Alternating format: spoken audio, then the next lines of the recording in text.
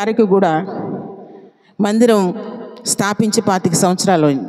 ఈ 25 సంవత్సరాల్లో ఏం జరిగింది అనేది కూడా రివ్యూ ఉంటుంది. దేవునికి మహిమ కలుగును గాక. దేవుడు ఏ విధంగా పిలుచుకున్నాడు, ఏ విధంగా ఇక్కడ పరిచర్య జరిగింది, ఇక్కడ ఎలాంటి పరిస్థితుల్లో ఈ మందిరాన్ని నిలబెట్టాడు, ఎలాంటి పరిస్థితుల్లో దేవుడు నిలబెట్టాడు, ఏ విధంగా దేవుడు మరి అయ్యగారితో మాట్లాడి దీన్ని చేస్తున్నారు అనేది కూడా అక్కడ ఉంటుంది. అలాగే యెహెజ్కేలు గ్రంథంలో ఒక మాట చదువుకుని ముందుగా ఆఖరి అధ్యాయం ఆఖరి వచనం 48వ అధ్యాయము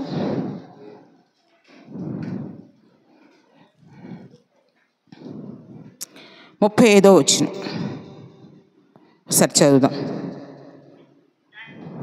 చదవమ్మా. దాని కైవారము 18,000 కొలకరల పరిమాణము, యెహోవాయుండు స్థలమని నాట నుండి ఆ పట్టణమునకు పేరు. ఏమిటంటండి? యెహోవాయుండు స్థలమని నాట నుండి ఆ పట్టణమునకు పేరు. దేవునికి మహిమ కలుగునుగాక. చిన్న ప్రార్థన చేసుకుందాం. పరిశుద్ధుడైన మా దేవా, మీకే వందనాలు, స్తుతులు, స్తోత్రాలు చెల్లించుకుంటున్నాం ప్రభువా.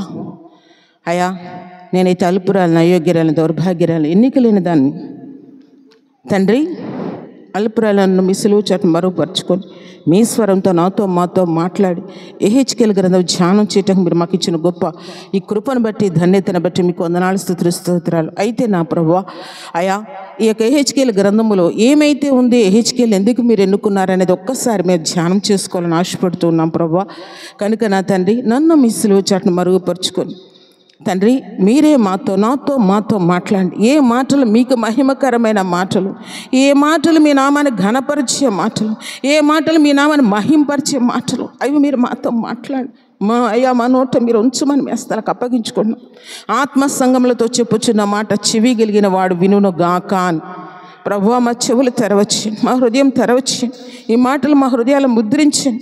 మీ కొరకు జీవించే జీవితాలు మాకు దయచేసి మీరు మహిమ పొందమని సమస్త మహిమ ఘనత ప్రభావం మీకు ఆరోపిస్తూ యేసునాథుని పెట్టి అడిగి వేడుకుంటున్నాం పరమ తండ్రి, ఆమేన్.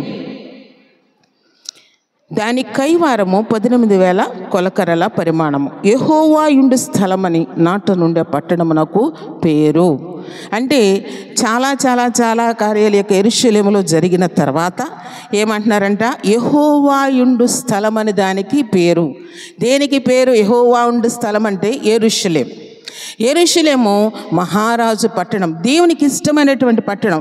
దాన్నే ఇంకొకటి ఏమంటారు, మొన్నటిదాకా మనం క్రిస్మస్లు జరుపుకున్నాం కదా, దావీదు పట్టణము అంటారు. దావీదు పట్టణాన్ని ఇంకో పేరు ఏంటంటే మహారాజు పట్టణం. మహారాజు పట్టణం. అయితే మహారాజు పట్టణం అనేటువంటి యెరూషలేముని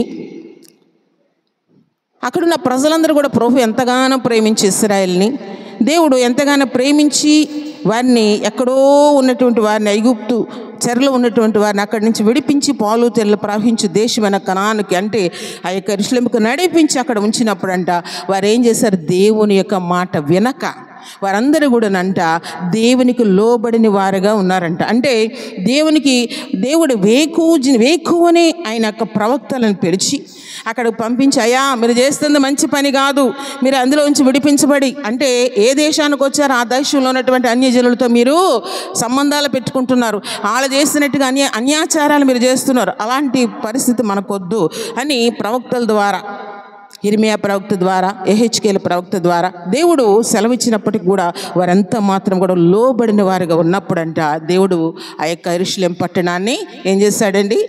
నెబుకద్నెజరుకి అప్పగించేశాడు, బబులోను దేశానికి అప్పగించేశాడు. అప్పగించినప్పుడు ఎంతకాలం అంటే అది 70 సంవత్సరాలు. ఎన్ని సంవత్సరాలంట? 70 సంవత్సరాల చెరలోకి వారు వెళ్ళిపోయారు.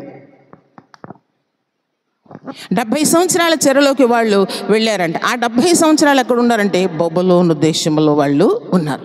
అంటే చాలామంది అనుకుంటారు 70 సంవత్సరాలు ఎందుకు అని. ఐగుప్తు దేశానికి కూడా ఇజ్రాయేల్ దేవుడు పంపించాడు. అక్కడంట మన ఆది కాండంలో చూస్తే అక్కడ రాయబడి ఉంది 400 సంవత్సరాల వారు చెరలోకి వెళ్ళిపోతారు. అది జరిగింది అక్కడ. కానీ ఇక్కడ 70 సంవత్సరాల లెక్క ఏంటి అని అంటే గనక 70 సంవత్సరాలు మనం ఒక్కసారి చూద్దాము. 2వ దినవృత్తాంతాల గ్రంథము 36వ వచనం 36వ అధ్యాయం 21వ వచనం. దినవృత్తాంతాల గ్రంథము 36:21.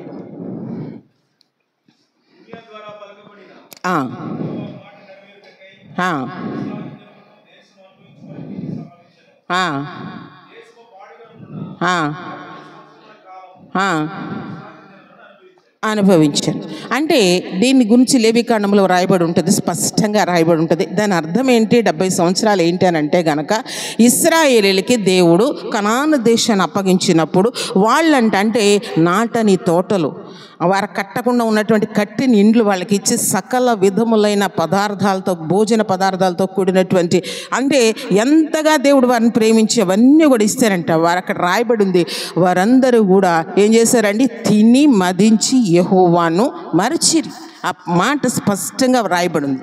కనుక వారు దేవుణ్ణే మర్చిపోయారు. అయ్యో మనం ఏం చేయాలా, మొన్నటి దాకా కూడా ఐగుప్తు దేశంలో బానిసత్వంలో ఉన్నప్పుడు భయంకరమైన బాధలు పడ్డాం గనక, అలాంటి పరిస్థితి దేవుడు మనం ఇప్పించాడు కనుక తినే ప్రతిదాన్ని కూడా ప్రభువా నీవు ఇచ్చావు, నీకు వందనాలు అన్న మాట వారు చెప్పలేదు. కానీ ఏం చేశారంట, శుభ్రం ఇచ్చింది కట్టని ఇళ్ళు, నాటని తోటలు అన్నీ ఫుల్గా చుట్టూతో పెట్టాడు. అయ్యో నా బిడ్డలు ఇప్పుడు దాకా బాధపడ్డారే, వారు సమృద్ధిగా ఉండాలన్న ఉద్దేశంతో దేవుడు వారికి ఇచ్చంట. వారిని అన్నీ ఇచ్చినప్పుడు వారు ఏం చేశారంటే యెహోవాను మర్చిపోయారంట. యెహోవాను మర్చిపోయిన విధానాన్ని బట్టి వాళ్ళు ఏం చేశారంటే, ఎలా మర్చిపోయారంటే, కనీసం దేవుడు అని అంటే విశ్రాంతి దినాలన్న ఆచరించమన్నారు. విశ్రాంతి దినాలు ఆచరించమంటే వారు ఏం చేశారంట, విశ్రాంతి దినాలు ఆచరించారు. విశ్రాంతి దినాలు అంటే అర్థం ఏంటి అని అంటే కనుక, మనం 6 సంవత్సరాలు అయిపోయిన తర్వాత 7వ సంవత్సరం అది విశ్రాంతి సంవత్సరం, దాన్ని విడిచిపెట్టేసేయాలి. దాన్ని ఏమీ కూడా అంటే అప్పుడు ఏ తోటలు వేయకూడదు.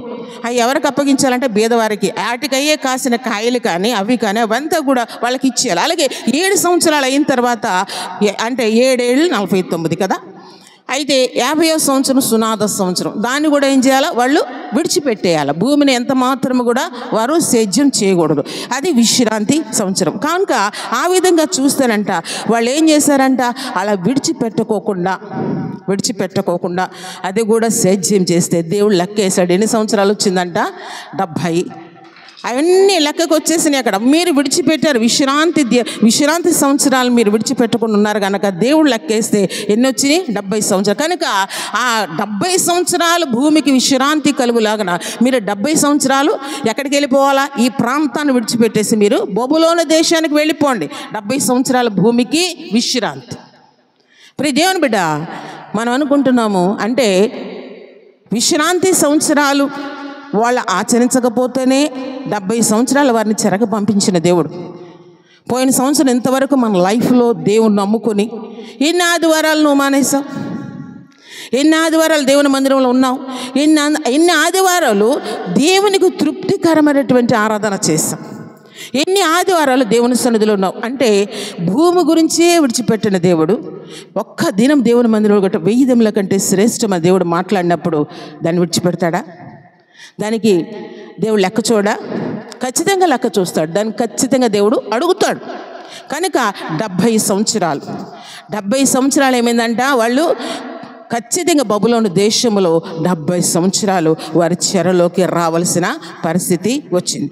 కనుక దేవుని సన్నిధిలో అంటున్నాం, ఈ యెహెజ్కేలు గ్రంథము ఎక్కడ ఉండి రాశాడు అని అంటే గనక బబులోను దేశంలో. ఎవరు ఇందులో యెహెజ్కేలు అంటే దేవుడు బలపరచును. యెహెజ్కేలు అంటే అర్థం ఏంటి, దేవుడు బలపరుస్తాడు.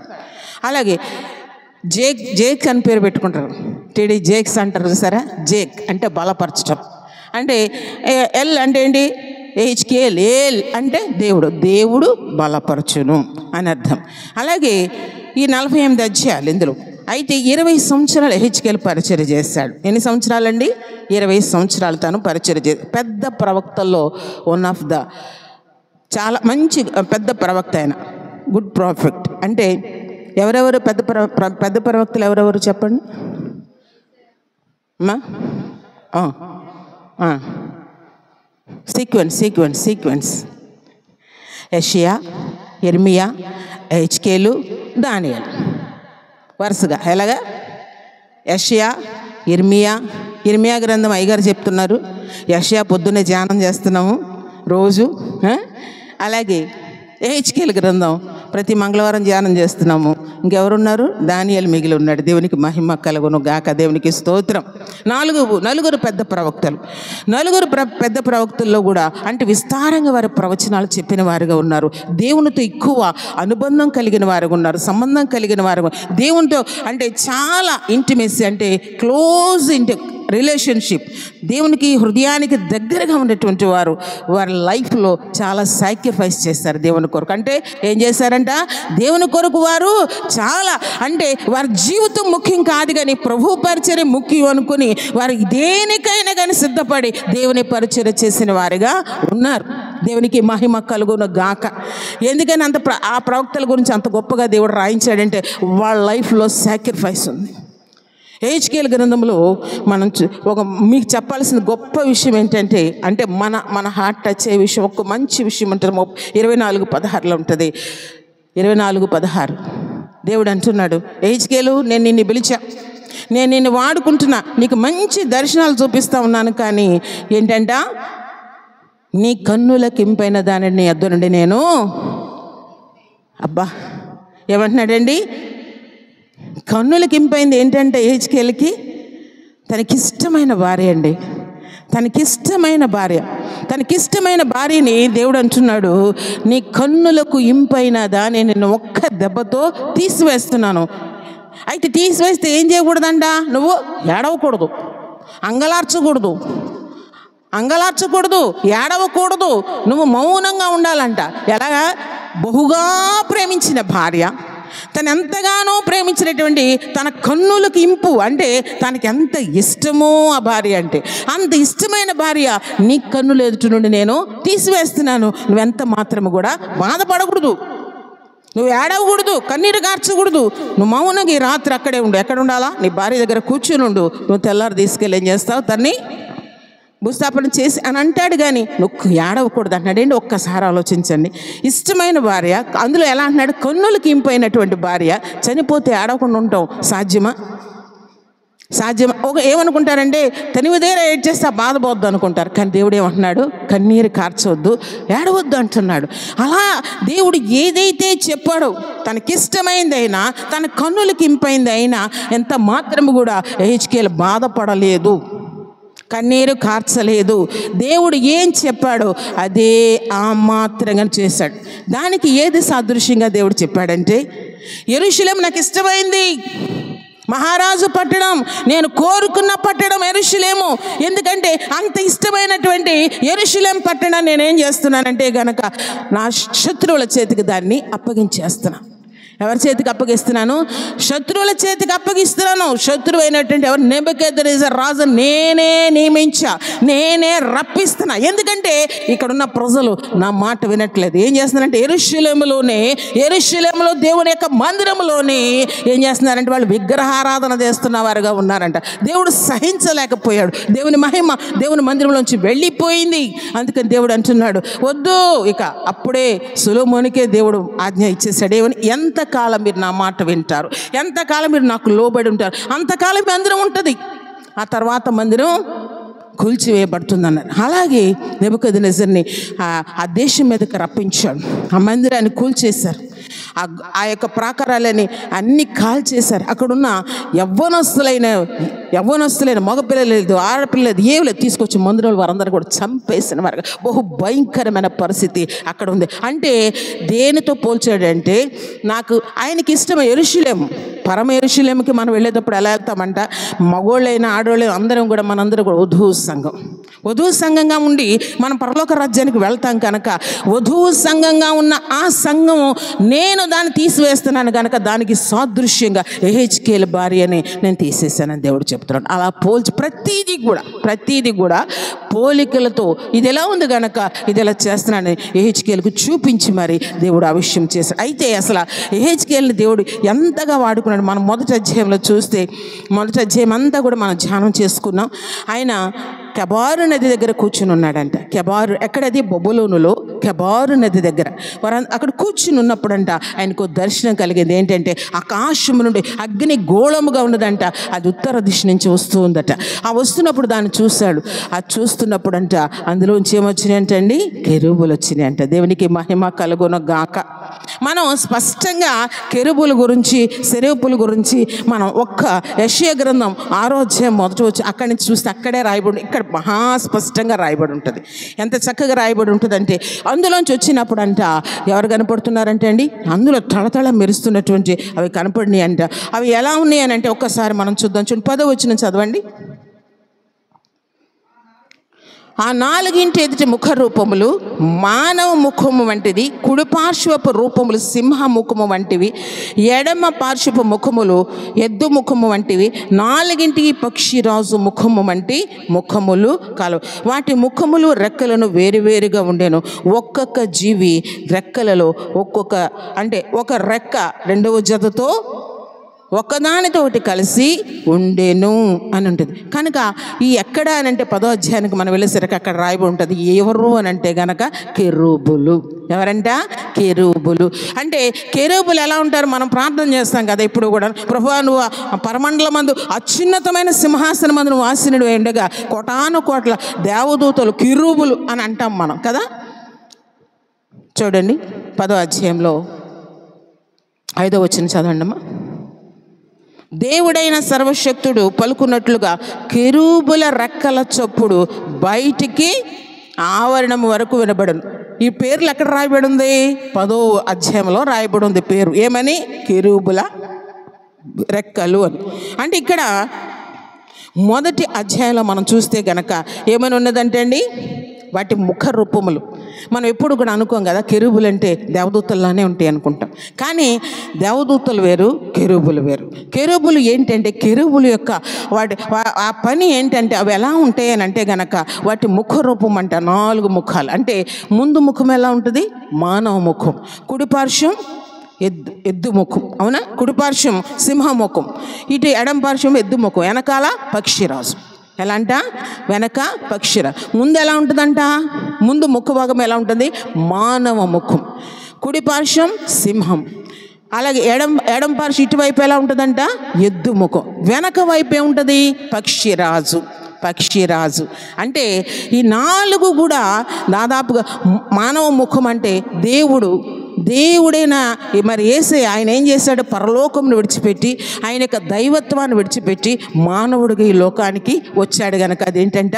మానవ ముఖం. అలాగే ఆయనంట సింహముఖం అంటే ఆయన యూదా గోత్రపు సింహముగా ఈ లోకానికి రానై ఉన్నాడు గనక. ఎలా అంటే అండి, యూదా గోత్రపు సింహంగా ఈ లోకానికి ఆయన రానై ఉన్నాడు. సింహముఖము. ఎద్దు ముఖము. ఎద్దు అంటే మనం చూస్తే గనక ఏమని ఉంటుంది? ఎద్దు ఎలా పనిచేస్తుంది అంటే అండి, యజమానునికి నమ్మకంగా పనిచేస్తుంది కదా. అంటే దేవుని బిడ్డలమైన మనము కూడా, ఆయన కూడా ఎలా వచ్చాడు? నేను పరిచర్య చేయటానికి వచ్చాను కానీ పరిచర్య చేయించుకుంటానికి నేను రాలేదు. పక్షిరాజు అంటే యోహాను సువార్త. అదేంటంటే పరిశుద్ధాత్మ దేవుడు. ఈ 4 కూడా 4 సువార్తలకి అవి సాదృశ్యం. ఎలా అంట? మత్తయి సువార్త, లూకాసు, అవునా, మార్కు సువార్త, లూకాసు సువార్త, యోహాను సువార్త. ఈ 4 అంటే మానవ ముఖము, సింహముఖము, ఎద్దు ముఖము, పక్షిరాజు. పరిశుద్ధాత్మ గురించి మరి యోహాను సువార్తలో కూడా రాయబడి ఈ 4 కూడా ఈ 4టికి సాదృశ్యముగా ఉన్నాయి అని చెప్పి ఇక్కడ రాయబడి ఉంటుంది. వీటన్నిటి కూడా ఇంకొకటి ఏంటంటే కెరూబులు చేసే పని ఏంటంటే ఇవన్నీ కనపడిన తర్వాత అంట అంటే మెరయుచున్నట్టు, నీలి రంగులో మెరయుచున్నట్టు ఒక మేఘం లాంటిది వచ్చిందంట. ఆ మేఘం పైన ఎవరు ఉన్నారంటే అత్యున్నతమైన సింహాసనదాసుడైనటువంటి వాడిని నేను చూచాను అన్నాడు. దేవునికి మహిమ కలుగును గాక. దేవునికి స్తోత్రం. హల్లెలూయా, హల్లెలూయా. అంటే సింహాసనం అంటే ఏంటంటే ఈ కెరూబులు ఏం చేస్తున్నాయి తెలుసండి? ఆ కెరూబుల యొక్క పని ఏంటంటే ఆ ఆత్మ ఎటువైపుగా నడిపిస్తుందో అటువైపుగా నడుస్తూ ఉంటాయంట. అంటే ప్రభువు యొక్క ఆసనముగా అవి సింహాసనం ఏంటంటే కెరూబులే. ప్రభు యొక్క సింహాసనం ఏంటంట? కెరూబులే సింహాసనం. ఆ కెరూబులు సింహాసనముగా అవి ప్రభువు ఎక్కడికి వెళ్తే అక్కడికి ఆయన సింహాసనముగా అవి మారిపోయి వాటి పని ఏంటంటే అవి అనమాట దేవుణ్ణి మోస్తా ఉంటాయంట. ఎప్పుడు కూడా అదే కెరూబులని 10వ అధ్యాయంలో అక్కడ వ్రాయబడింది. దీన్ని ఏమన్నారంటే చూడండి, ఆఖరి వచనం, మొదటి అధ్యాయం ఆఖరి వచనంలో ఉంటుంది చూడండి. ఆఖరి వచ్చిన మనం చూస్తే, వర్షాకాలమున కనబడు ఇంద్రధనుస్సు యొక్క తేజస్సు వలె దాని చుట్టూనున్న తేజస్సు కనబడెను. ఇది యెహోవా ప్రభావ స్వరూప దర్శనము. నేను చూచి సాగిలపడగా నాతో మాటలాడు అని ఒకని స్వరము నాకు వినబడెను. ఏం చూశాడండి హెజ్కేలు? యెహోవా ప్రభావ స్వరూప దర్శనం. దేవునికి మహిమ కలుగును గాక. ఎంతగా దేవునిలో లీనమైపోతే అది కనపడుతుందండి. తను ఎక్కడున్నాడు? చెరలో ఉన్నాడు. అయ్యో నేను చెరలో ఉన్నానే, నేను ఇక్కడ బబులోను దేశంలో ఉన్నానే, వాళ్ళ దగ్గర బానిసత్వంలో ఉన్నానే అని అనుకోలేదు. కానీ ఎక్కడికి వెళ్ళినా ప్రభు యొక్క సన్నిధి తనలోనే ఉంది. యోసేపు కూడా ఎక్కడికి వెళ్ళాడండి? వెళ్ళిపోయాడా? అక్కడ చెరలో ఉన్న దేవుని యొక్క సహవాసం ఉందా లేదా? తల్లిదండ్రుల దగ్గర లేరు, నాన్న వాళ్ళ దగ్గర లేరు, కానీ ప్రభువుతో సహవాసాలు ఉండబట్టి రాజు తర్వాత రాజు అంతటి వాడు అక్కడ అయినట్లు. అంటే మనం ప్రభువులు ఎదగటానికి మన పరిస్థితులు ఏవి కూడా కారణము కాదు. మన పరిస్థితులు అడ్డం పెట్టి అబ్బాయి ఇలా ఉంది కదండి, నేను చేయలేకపోతున్నానండి, ఇలా హార్డ్ కండిషన్స్ అండి, ఎలాంటి పరిస్థితులు అండి నో, అదేమి కాదు. కానీ ఎలాంటి పరిస్థితి అయినా దేవునికి నీకు మధ్యన సంబంధం తెగిపోకూడదు. రోజు రోజుకి అది ఎక్కువ అవ్వాలి, కానీ ఎంత మాత్రం కూడా దాన్ని మనం తగ్గించుకోకూడదు. ఎంత దేవుని సహవాసాలు ఎదుగుతామో అంతగా ప్రభు మనల్ని వాడుకుంటారు. దేవునికి మహిమ కలుగును గాక.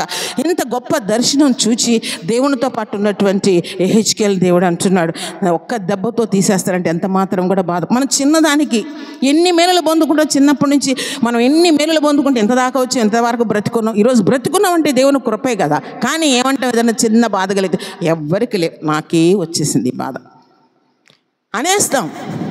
అసలు నువ్వు దేవుని ప్రేమిస్తా మాట రాదు. నిజంగా దేవుని యందు ప్రేమ కలిగి ఉంటే, దేవుని విశ్వాసం కలిగి ఉంటే, దేవుని యందు భయభక్తులు కలిగి ఆ మాట అనాలంటే బాధకు ఎక్కడో గుండెల్లో కోసేసినంత బాధ వచ్చేస్తుంది. అయ్యో ప్రభుని అనకూడదు. ఇంత మేలు పొందుకు ఈరోజు బతుకుని ఎంతోమంది చనిపోయారు. దేవుడిచ్చిన ఆయుష్ కాకుండా ఒక్క క్షణం నేను బ్రతికించేవారు ఈ లోకంలో ఎవరు కూడా లేరు. మళ్ళీ బ్రతికించేవారు ఎవరు కూడా లేరు. కానీ దేవుడు అంతగా మనల్ని కాపాడుతున్నాడంటే, ఏదైనా చిన్నది ఉంటే వాస్తవంగా చెప్పాలంటే ఒక కీడు ఏదైనా వచ్చిందంటే అది మేలుకి, మన మేలుకే. దేవునికి మహిమ కలుగునుగా. మహా గొప్ప ప్రవక్తలైనటువంటి వారు, మంచి ప్రార్థనాపరులైన, ఏమన్నారు, డబ్బులు ఇచ్చి ఏదైనా ఏం చేయాలంట, కష్టాలు ప్రభు నాకు కష్టమే అని కొనుక్కోవాలంట. ఎందుకని? కష్టాలు ఉండాలి. కష్టం ఉన్నప్పుడే ఆ కష్టంలోంచి బయటకు రాగలి. ఎలా అంటే ప్రార్థన ద్వారా వస్తాం కనుక ప్రార్థన పెరుగుతుంది. నీకు ఎలాంటి కష్టం వచ్చినా నువ్వు ప్రార్థన చేసినప్పుడు ఆ ప్రార్థన నుంచి దేవుడు నిన్ను విడిపిస్తాడు. కష్టాలు ఎందుకు వస్తాయంట? మన మేలుకే దేవుడు. ఎందుకంటే అగ్ని లాంటి కష్టాలు ఉన్నప్పుడు అంట, అగ్నిలో మా బంగారం అయినప్పుడు ఏ విధంగా అయితే అందులో మొస్ట్ అంతా ప్యూరిఫైడ్గా 24 క్యారెట్స్గా బంగారం బయటకు వస్తుందో, మనం కూడా అగ్ని లాంటి శ్రమలు ఉన్నప్పుడే మనం కూడా ప్యూరిఫై అవుతాం. అంటే బాధ కలుగుతుంది, బాధ లేకుండా ఉండదు. అంటే భరించలేని బాధ నేను ఎప్పుడు నీకు ఇవ్వనని దేవుడు మాట్లాడుతున్నాడు. భరించలేని బాధిస్తాడా దేవుడు? 2 కొరింథీ పత్రిక 10వ అధ్యాయంలో ఉంటుంది, నువ్వు భరించలేని బాధ నేను నీకు ఇవ్వను. ఒకవేళ అలాంటి బాధ కలిగితే అందులో నుంచి తప్పించుకునే మార్గం కూడా నేను చూపిస్తాను అంటున్నాడు దేవుడు. కనుక దేని గురించి బాధపడాల్సిన అవసరం లేదు. ఒకవేళ ఏదైనా బాధ ఉన్నా ప్రభు గురించి, అయ్యో అందరూ వాళ్ళు ఎలా ఉన్నారే, వీళ్ళలో నేనే ఇలా, అసలు నేను బతికించి ఉంచాడు. నీకంటే గొప్ప వాళ్ళందరూ చచ్చిపోయారు, శ్రేష్టమైన వాళ్ళందరూ కూడా.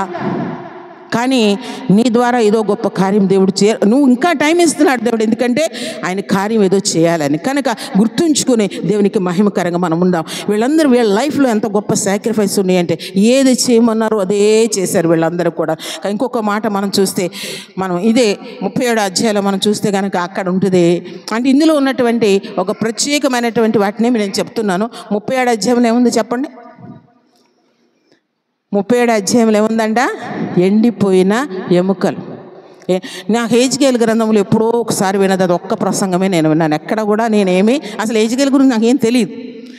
కానీ ఆ ఎండిపోయిన ఎముకల గురించి అక్కడ మాట్లాడుతున్నాడు.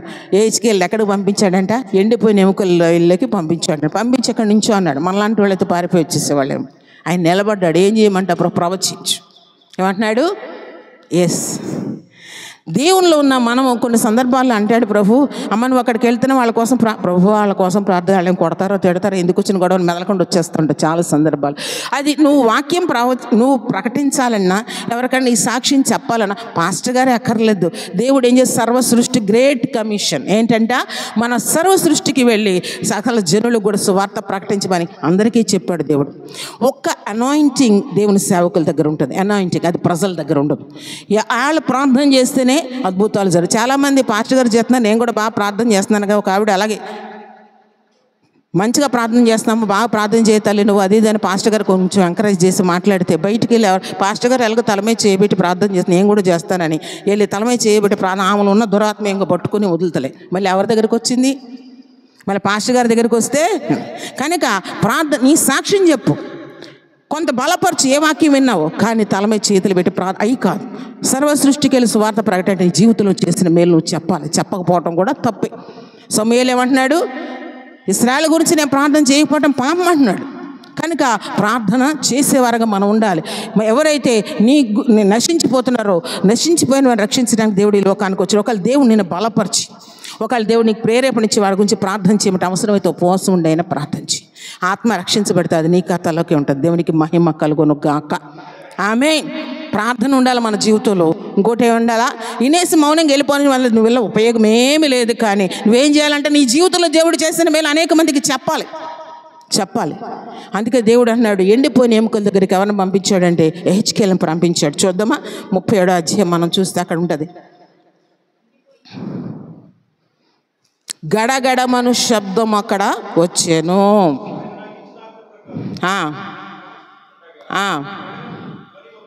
పుట్టేను. దేవునికి మహిమ కలుగును గాక. గడగడమను శబ్దం ఏంటి? ప్రార్థన. ఏం చేయాలా? ప్రార్థన. గడగడమని శబ్దం అంటే ఏంటంటే మన ప్రార్థనా జీవితం దేవుని యొక్క ఆత్మ పొందుకున్న తర్వాత ఎవరు కూడా మౌనంగా ఉండలేరు. ఇర్మియా అంటాడు, ప్రభు ఎక్కడికి వెళ్ళి నన్ను కొడుతున్నారయ్యా, ఎక్కడికి వెళ్ళి నన్ను తిడుతున్నారయ్యా, నేను ఎంత మాత్రం కూడా నేను వాక్యం చెప్పనయ్యా, ఎక్కడికి వెళ్ళి నేను నీ గురించి చెప్పను అని నేను అనుకుంటున్నా. అక్కడ ఏమని రాయబడింది అంటే నా ఎముకలు అగ్ని మూయబడి మండుచుంది. ఎలా ఉందంట? నా ఎముకలలో పరిశుద్ధాత్మ అగ్ని మూయబడి అది మండుతుంది గనక నేను చెప్పక మానలేను. పరిశుద్ధాత్మ పొందుకున్న వాళ్ళు వాక్యం చెప్పకుండా ఉండలేరు. పరిశుద్ధాత్మ పొందుకున్న వాళ్ళు ప్రార్థన చేయకుండా ఉండలేరు. పరిశుద్ధాత్మ పొందుకున్నవారు ఎవరినన్నా ఒక తిడితే వాళ్ళు ఒప్పుకునేదాకా పరిశుద్ధాత్మ దేవుడు వాళ్ళలో కంగారు వచ్చేస్తూ ఉంటుంది ప్రాణం.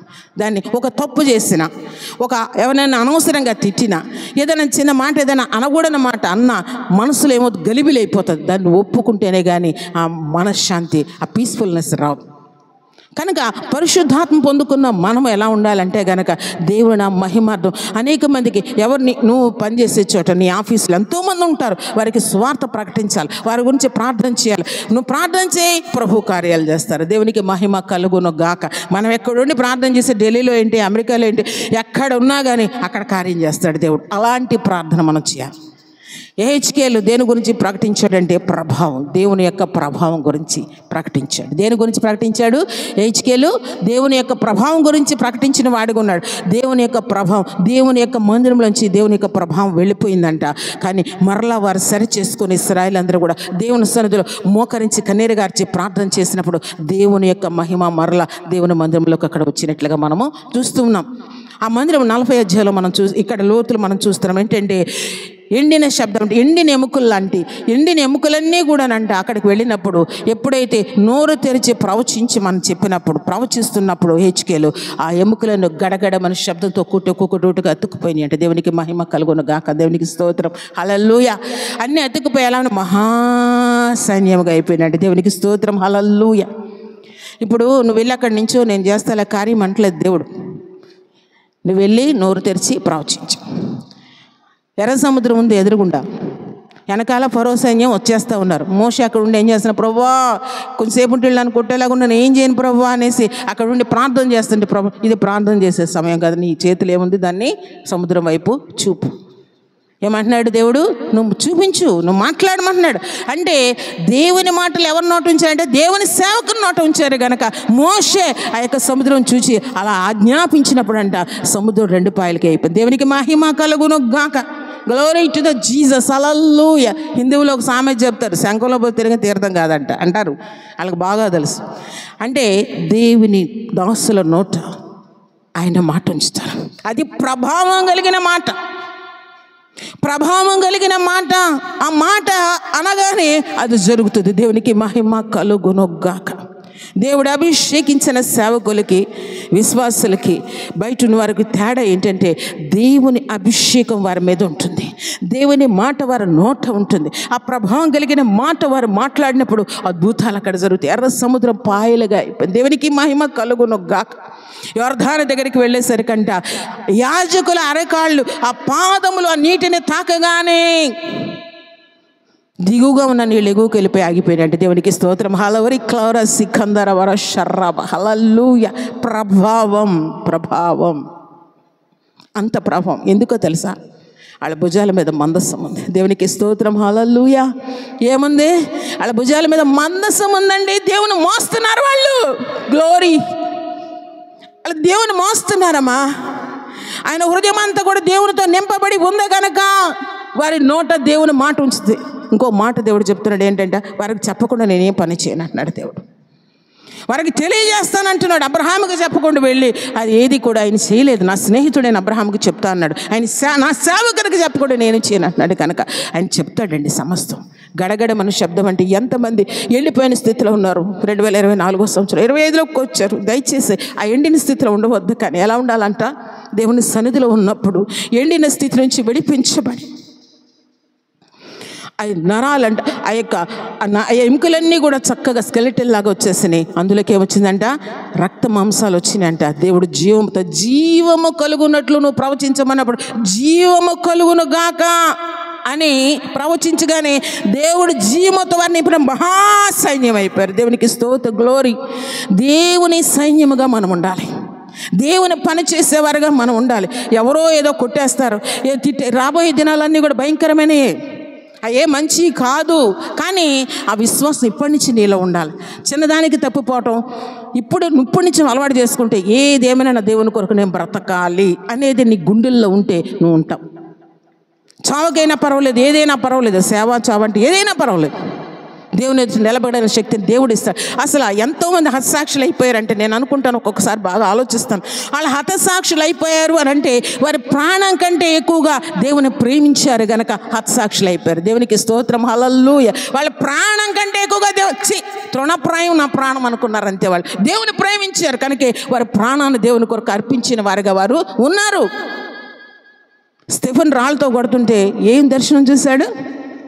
పరలోకంలో అత్యున్నతమైన సింహాసనం మీద ప్రభు కూర్చుంటున్న దర్శనం చూశాడు. ఆ రాళ్ళ దెబ్బలు తనకేం బాధ కలిగించట్లేదు. నేను ప్రభు దగ్గరికి వెళ్ళిపోతున్నాను, సంతోషం ఉంది. దేవునికి మహిమ కలుగును గాక. ప్రభు దగ్గరికి వెళ్ళిపోతున్నాను అన్న సంతోషం ఉంది తనకి. కనుక దేవుని సన్నిధిలో మనం ప్రభు కోసం బ్రతకాలి. మన తిండి కోసమో మన పనుల కోసమో కాదు, వాటిని బియాండ్, దాన్ని దాటి ప్రభు కోసం మనం బ్రతికినప్పుడు నీ జీవితం దీవించబడుతుంది, నువ్వు ఆశీర్వదించబడతావు. అంత మాత్రమే కాదు కానీ యెషయా గ్రంథం 60 అక్కడ రాయబడి వెలుగు అంటే ఎలా ఉంటుంది అంటే నీలో ఉన్న పరిశుద్ధాత్మ వెలుగు అంట. నీలో ఉన్న వెలుగును చూసి అనేక మంది నీ దగ్గరికి వస్తారంట. ఆ వెలుగును వారు పొందుకుంటారంట. నీలో వెలుగు ఉంటుంది, అదే పరిశుద్ధాత్మ వెలుగు. అది అనేక మంది పొందుకుంటారు. నీ దగ్గరికి దేవుడు నడిపిస్తాడు.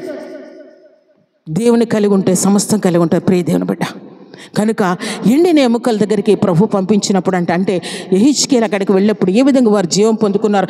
ఎండిన ఎముకల లాంటి జీవితం కలిగిన వారికి నువ్వు అక్కడికి వెళ్ళి నీ నోట దేవుడు మాట ఉంచినప్పుడు వారికి చెప్పినప్పుడు వారి జీవితాలు చిగురింపచేసే దేవుడు ఆయన. దేవునికి మహిమ. నువ్వు వెళితే అక్కడ సువార్త ప్రకటిస్తే దేవుడు ఖచ్చితంగా అద్భుతం జరిగిస్తాడు. వాళ్ళ జీవితాలు చిగురించినప్పుడు ప్రభు నిన్ను బట్టి సంతోషిస్తారు.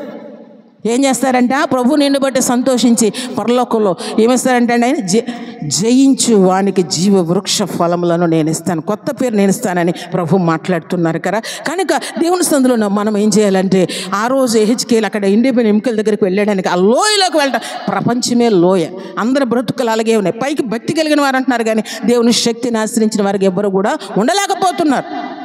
కనుక శక్తిని ఆశ్రయించిన వారుగా మనం ఉన్నప్పుడు ఏం పొందుకుంటామంటే అండి, కోట్లు ఆస్తున్నా కంటే ఒకవేళ కోట్లు నీ డిపాజిట్లో బ్యాంకులో ఉన్నప్పటికీ కూడా నువ్వు వెళ్ళి ఒకరి గురించి ప్రార్థన చేసి వారి గురించి కన్నీరు కార్చి ఉపవాసం ఉండి ప్రార్థన చేసి నువ్వు వాళ్ళకి సువార్త ప్రకటించి వాళ్ళ కోసం నువ్వు కష్టపడి ఖర్చుపడి ఉంటే ఒక్క ఆత్మ రక్షించబడితే అసలు ఇన్ని కోట్లుగా అది ఏం చేసినా ఎంత సంతోషం తెలుసా. ఒక్క ఆత్మ రక్షించబడితే ఎంత సంతోషం తెలుసా. పరలోకంలో ప్రభు సంతోషిస్తాడు, దేవదూతలు సంతోషిస్తారంట. అసలు ఆ ఆనందానికి ఒకరి గురించి మనం వాక్యం చెప్పి వారు మారు మనసు పొంది వారు రక్షించబడిన తర్వాత వాళ్ళు సంతోషంగా కూడా వారు బాప్తిసం తీసుకొని నేను దేవుని కొరకు బ్రతుకుతాను అని దేవుని కొరకు వాళ్ళు నిలబడితే అంతకంటే గొప్ప సంతోషం ఈ లోకంలో ఎక్కడ కూడా లేదు. నువ్వు ఎక్కడ నెతికినా ఉండదు. కనుక ఎండిన ఎముకలు లాంటివి ఒకవేళ అలాంటి పరిస్థితుల్లో నువ్వు ఉంటే కనుక ఆ పరిస్థితి ఈ యొక్క 25వ సంవత్సరంలోకి వచ్చిన తర్వాత నువ్వు ఎలా ఉండాలంట, మహాసైన్యముగా దేవుని సైన్యముగా దేవుని కొరకు నిలబడదువుగాక. ఆమేన్. ఇంకొక మాట మనం చదువుకో 47 అధ్యాయంలోకి వెళ్ళిపోతాం. 47 అధ్యాయంలో ఏముంటుందంటే దేవుని మందిర గడప నుండి వచ్చే నీరు. ఎలా అంటండి, దేవుని మందిర గడప నుండి నీరు వస్తుందంట. ఆ నీరు అక్కడి నుంచి కూడా మరి యెహెజ్కేలు ఆ మందిరం దగ్గరికి తీసుకెళ్ళి దేవుడు ఏం చేస్తున్నాడంటండి, అక్కడి నుంచి బయటికి యెహెజ్కేలు నువ్వు నాతో పాటు రా. ఒకటి మనం గమనించవలసింది ఏంటంటే దేవుని మందిరం యొక్క గడప దగ్గర నుంచి ఏమొస్తుందంట, నీరు. నువ్వు దేవుని మందిరంలో ఉన్నప్పుడు దేవుని మందిరం ఎలా ఉంటుందో తెలుసా. యెషయా గ్రంథం 6వ అధ్యాయంలో మొదట అక్కడ రాయబడి ఉంటుంది. ఏముంటుందంట, అక్కడ అత్యున్నతమైన సింహాసనం మీద దేవుడు ఆసీనుడై ఉంటాడు. కెరూబులు శెరుబులు వారందరూ కూడా యెహోవా పరిశుద్ధుడు, యెహోవా పరిశుద్ధుడు, యెహోవా పరిశుద్ధుని స్తుతిస్తుంటే దేవుని యొక్క ఆ యొక్క చొక్కాయి అంచుల మందిరం అంతా నింపబడి ఉన్నాడు. దేవునికి మహిమ కలుగును గాక. ఆయన చొక్కాయి అంచులు ఎలాంటివి, ప్రభావం కలిగినవి. దేవుని మందిరం అంతా దేవుని ప్రభావం. నువ్వు మందిరంలోకి వచ్చి నువ్వు పరిశుద్ధాత్మతో నింపబడి దేవుని భయభక్తులు దేన్ని తాకినా దేవుని ఆత్మతో నింపబడతావు. దేవునికి స్తోత్రం. హల్లెలూయా హల్లెలూయా. అంటే దేవుని మందిరంలో దేవుడు ఆయన చొక్కాయించిన మందిరం అంతా నింపబడి ఉంటే నీవే దేవుని మందిరం అయితే దేవుని యొక్క చొక్కాయించులతో నువ్వు నింపబడతావు, ఆయన ప్రభావంతోనూ నింపబడతావు. దేవునికి స్తోత్రం. అలాగే మందిర గడప నుంచి నీళ్ళు వస్తున్నాడు. అక్కడ 4 లోతులు ఉన్నాయి. ఏంటంట, 4 లోతులు. నీరంటే ఏంటండి, దేవుని యొక్క వాక్యమేనా. నీరు దేవుని వాక్యం. నది అంటే గనక సంఘమే, వాక్యము ఎంత లోతేది. ఇక్కడ మనం ఒక మాట చదువుకుందాం చూడండి. 1 నుంచి 5 వచనాల్లో మనం చదివితే అక్కడ ఉంటుంది 4 లోతుల గురించి ఏమని ఉంటుందంట. ఆయన మందిరం దగ్గర నుంచి 1000 మూరల కుర్చీలు అక్కడికి వెళ్ళినప్పుడు అంట చీలమండల లోతు. దేవునికి మహిమ కలుగును గాక. ఏం లోతంట, చీలమండల లోతు. అలాగే ఇంకా 1000 మూరలు కొలుస్తున్నారు ఆయన కొలిచి అక్కడికి వెళ్ళినప్పుడు ఏ లోతు వచ్చిందండి, మోకాళ్ళ లోతు. అక్కడి నుంచి ఇంకా 1000 మూరలు కొలిస్తే మొలల్లోతు. ఇంకా 1000 మూరలు కొలిచినప్పుడు అక్కడికి వెళ్ళారంట ఈదవలసిన అవసరం వచ్చినట్టు లోతులోకి వాళ్ళు. అంటే 4 లోతులు. చీలమండలు అంటే చూడండి, మరి పేతురు యోహానులు శృంగారమైన దేవాలయానికి వెళ్ళినప్పుడు పుట్టినప్పటి నుంచి కూడా కుంటోడు అక్కడ ఉన్నప్పుడు అంట మా దగ్గర వెండి బంగారం మాకున్నది మీకు ఇస్తామన్నప్పుడు ఏం చేశాడంటే అండి, పుట్టుకుంటోడికి కాళ్ళు మొలిచిపోయినాయి అంటే అక్కడ. అంటే చీలమండలు బలపడి ఏం చేశాడంటే లేచి పరుగులు పెట్టాడంటే. అప్పుడు దాకా బయట ఉన్నాడు. దేవునికి మహిమ కలుగును గాక. ఎక్కడ పడి ఉన్నాడు, బయటే ఉన్నాడు. అప్పుడు లేచి గంతులు వేసి మందిరంలోకి వెళ్ళాడంట. అసలు మండపంలోకి వెళ్ళాడని అక్కడ రాయబడి ఉంది. ఈ 4 లోతులు కూడా ఎలాంటిది ఏంటి, వాడు ఎప్పటి నుంచి అలా పడి ఉన్నాడో ఆ పడి ఉండి లేవడం అనమాట. ఏంటంట, అది చీలమండల లోతు. లేచాడు, నిలిచాడు, నడిచాడు, పరిగెత్తాడు. 4 లోతులు. దేవునికి మహిమ కలుగును గాక. ఈ 4 లోతులు కూడా ఎలా పరుగులు పెడతాం, పరుగులు అంటే దేవుని కొరకు ప్రయాసపడతాం, పరుగులు పెడతాం ఇవన్నీ కూడా. కనుక 4 లోతులు అక్కడ ఉన్నాయి. అలాగే నడుము ఏంటండి, మోకాళ్ళ లోతు. ఏలియా కర్మెల పర్వతం మీద వారందరితో అక్కడ ప్రార్థన చేసినప్పుడు అంటే అండి దేవుడు గొప్పగా ఆకాశం అగ్ని వచ్చి నిజమైన దేవుడు నీవేనా అక్కడ తెలిసినప్పుడు పైకి వెళ్ళిపోయి అహాబును పంపించేశాడు. మోకరించి తన 2 కాళ్ళ మధ్య తన తలను పెట్టుకుని ప్రభువును స్తుతించి, ప్రభువా అల్పుని అయోగ్యుని అయినా నా మనం ఆలకించేంత గొప్ప కార్యం చేసిన దేవుని స్తుతించాడు. మోకాళ్ళ జీవితం మనకి ఖచ్చితంగా ఉండాలి. నడుము బలపరచబడాలి. నడుము బలపరచబడి నడుము లోతు అంటే దేవుని కొరకంట ప్రయాసపడి నడుచుకుంటూ వెళ్ళి అనేక మందికి సువార్త ప్రకటించే వారంగా ఆ లోతుల్లో ఉండాలి. ప్రార్థన చేస్తే కార్యాలు జరగాలి. కార్యములు జరిగే ప్రార్థన మనము చేయాలి.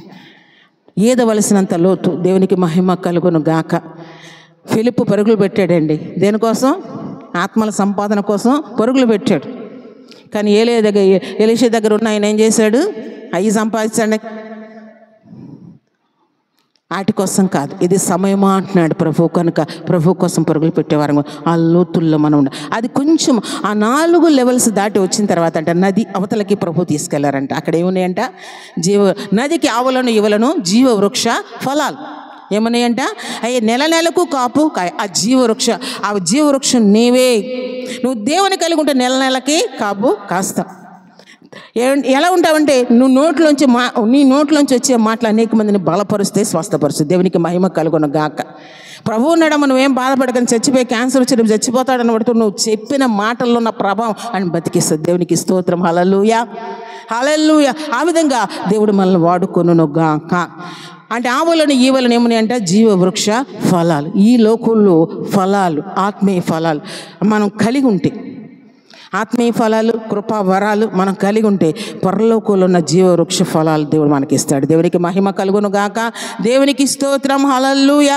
కనుక ఈ 4 లోతులు మన జీవితంలో ఉండాలి. ఇక్కడ మనం 48వ అధ్యాయంలోకి వచ్చేసరికి ఉన్న స్థలమంతా కూడా మరి యాకోబు యొక్క 12 గోత్రాలు, ఆయన గర్భాన పుట్టినటువంటి ఇశ్రాయేల్ గర్భాన పుట్టిన 12 మందికి 12 గోత్రాలు, ఇవన్నీ కూడా పంచిన తర్వాత ఆఖరికి వచ్చేసరికి అనే మాట ఏంటి అని అంటే కనుక దాని కైవారం 18,000 కొలకర్రల పరిమాణం. యెహోవా యుండు స్థలమని నాటు నుండి పట్టణమునకు పేరు. ప్రియ దేవుని బిడ్డ, మనం ఇదే మాట నిర్గమాకాండంలో ఒక మాట మనం చూస్తే అక్కడ 24లో ఉంటుందన్నమాట. ఏమని? నేను మీలో నివసించినట్లు నాకు స్థలమును ఉందా? చూద్దామా? నిర్గమాకాండం ఒక్క మాట చదివి మనం ముగించేసుకుందాం.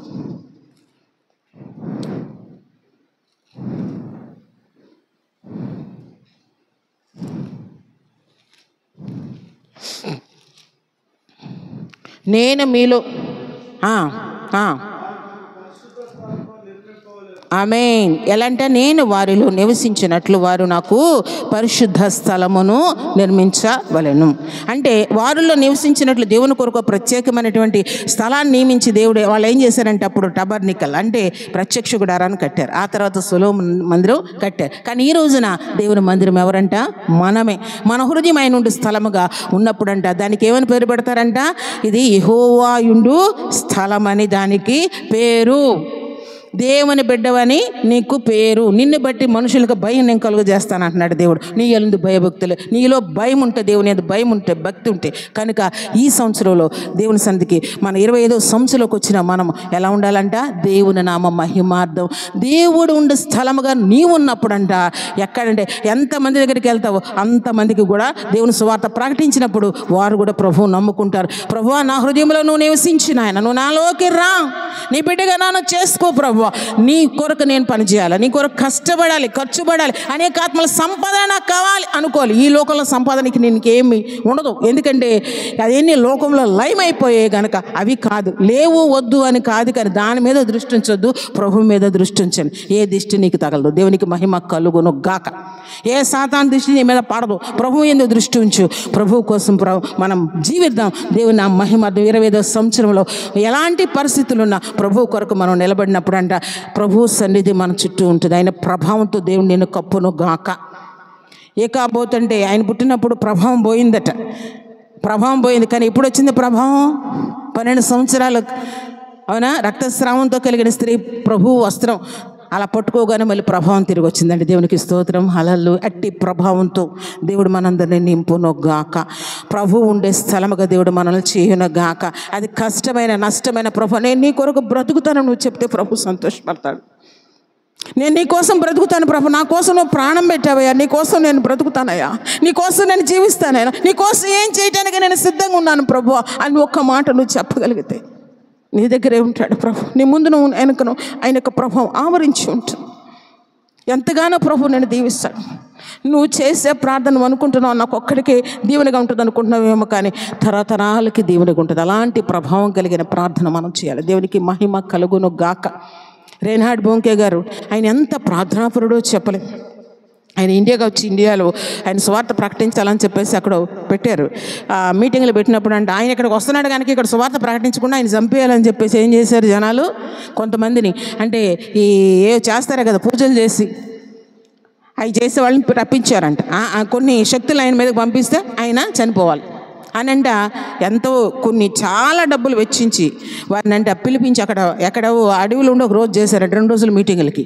అదేం కాలేదంట. 2వ రోజున ఎక్కడికి వచ్చారంటే వాళ్ళు మీటింగ్ చోటుకే వచ్చేసారంట. మీటింగ్ చోటుకు వచ్చి ఆయన ఎప్పుడైతే స్టేజ్ ఎక్కుతారో రైన్హార్డ్ బొంకే గారు, వీళ్ళ ప్రభావం ఏంటంటే వీళ్ళు ఆత్మల్ని పంపిస్తారు, ఆయన చనిపోతాడు, రక్తం కక్కుని చచ్చిపోతాడు అని చెప్పేసి అందరు కాసుకొని కూర్చున్నాడు. ఈయన స్టేజ్ మీదకి రాగానే ఆయనకున్న అలవాటు ఏంటంటే హల్లెలూయా అన్నంట. ఏమన్నారు? హల్లెలూయా అన్నారంట. హల్లెలూయా అని చెప్పగానే ఎక్కడెక్కడ కూర్చున్న వాళ్ళందరూ రక్తాలు కక్కుని వాళ్ళు పడిపోతున్నారంట. అక్కడ వీళ్ళు ఉంటారు కదా మరి, అక్కడ ఉన్న వీళ్ళందరూ ఏం చేస్తారు, వాలంటీర్స్ అందరూ కూడా లాక్కెళ్ళిపోయారంట. స్టేజ్ మీదకి లాక్కెళ్ళిపోయి camera on stage, camera before camera అనమాట నించోబెట్టారు. ఏంటంటే పలానా వాళ్ళు మమ్మల్ని ఈయన చంపేయమని మమ్మల్ని ఇక్కడికి పంపించారు, చేతబడి చేసి చంపేయమని పంపించారు. మేము చేతబడి చేసే లోపల ఈయన ఏదో మంత్రం వేసాడు, మేము రక్తం కొట్టుకుంటున్నాం అని చెప్పారంట. ఆయన ప్రార్థన చేస్తే స్వస్థపడ్డా. ప్రభావం కలిగిన మాటలు, హల్లెలూయా, దేవునికే మహిమ కలుగును గాక. అలాంటి ప్రభావం కలిగిన మాటలు ప్రార్థన వల్లే వస్తాయి.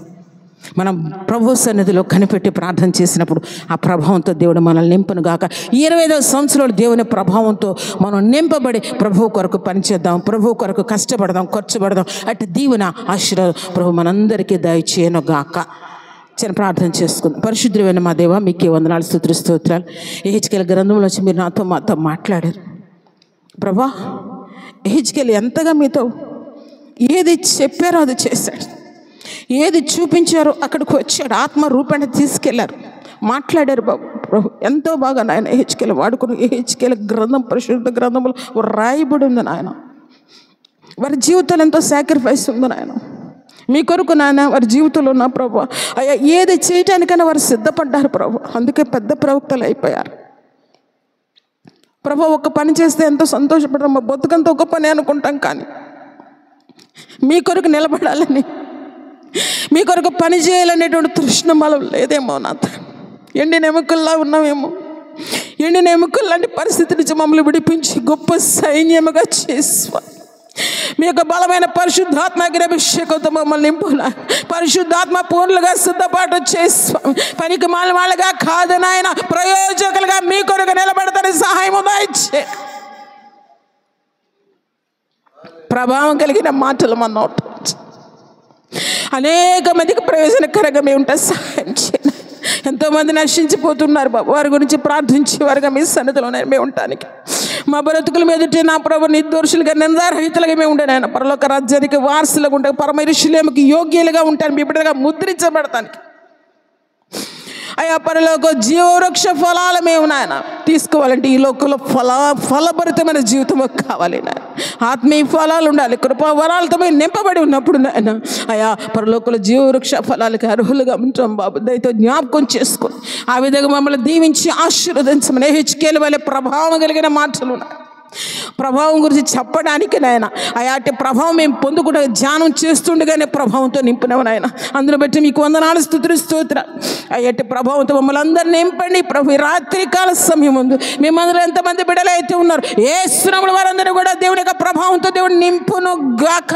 ఊరి క్లౌర సికందరబర శర్రబాబ 25వ సంవత్సరం అంతా కూడా దేవుని ప్రభావం కలిగిన మాటలు ఒక్కొక్క నోట దేవుడు ఉంచునుగా. ఆయనకి ఇష్టమైన బిడ్డలుగా నమ్మకమైన సాక్షులు ఈ లోకంలో జీవించలాగా దేవుడు కృప చూపును గాక. అయా సహాయం చేయండి. మీ కొరకు జీవించే జీవితాలు అందరికీ దయచేసి మీరు మహిమ పొందమని, అలాగే నేను శుద్ధ సంఘ పరిచయలకు నానాటికి విస్తరింపచేయండి. మీరు ఆస్తుల జీవనం మాట్లాడుతున్న మాటలు బట్టి వందనాలు, గొప్ప ప్రవక్తగా మీ ఆస్తులను వాడుకుంటున్నారు అందరూ బట్టి వందనాలు. అయ్యా అలాగే నాయన ఇక్కడ కూర్చున్నట్టు సేవకులందరూ జ్ఞాపకం చేసుకుని వారిని వారి కుటుంబాలు వారి సంఘాలు దీవించండి. ప్రభావం కలిగిన పరిచయం చేయగలడు సహాయం దయచు. కూర్చున్న బిడ్డలందరూ కూడా దీవించి ఆశీర్వదించి మీరు మహిమ పొందమని, సమస్త మహిమ ఘనత ప్రభావాలు మీకు ఆరోపిస్తూ మా కొరకు త్వరలో రానైన ప్రభువైన యేసుక్రీస్తు ప్రశస్త నామమును బట్టి అడిగి వేడుకొని పొందుకుంటున్నాం పరమ తండ్రి. ఆమేన్, ఆమేన్.